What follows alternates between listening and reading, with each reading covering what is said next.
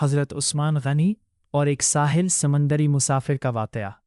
عثمان ابن عفان یعنی حضرت عثمان غنی اسلام کے تیسرے خلیفہ اور بہت ہی سخی، نرم دل اور اللہ کے خوف رکھنے والے صحابی تھے۔ ان کی سخاوت اور عدل کے بہت سے واقعات تاریخ میں مشہور ہیں۔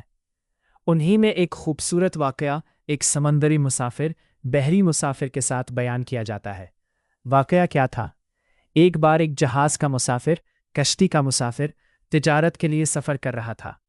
اس کے پاس قیمتی سامان تھا، لیکن راستے میں حالات خراب ہو گئے۔ اسے مالی نقصان اور مشکلات کا سامنا ہوا۔ جب وہ مدینہ منورہ آیا تو اس نے اپنی پریشانی لوگوں کو بتائی۔ وہ بہت پریشان تھا اور مدد کا محتاج تھا۔ حضرت عثمان کی سخاوت جب یہ بات حضرت عثمان غنی تک پہنچی تو انہوں نے بغیر کسی تاخیر کے اس کی مدد کرنے کا فیصلہ کیا۔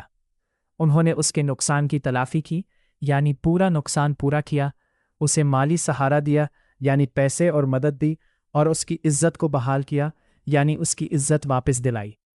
حضرت عثمان نے فرمایا کہ مسلمان کی مدد کرنا اللہ کی رضا حاصل کرنے کا ذریعہ ہے۔ سبق اس واقعے سے ہمیں یہ سبق ملتا ہے کہ سچے مسلمان دوسروں کے دکھ کو اپنا دکھ سمجھتے ہیں۔ سخاوت اور مدد کرنا بہترین عمل ہے۔ اللہ کے نزدیک وہی انسان بہترین ہے جو لوگوں کے کام آئے۔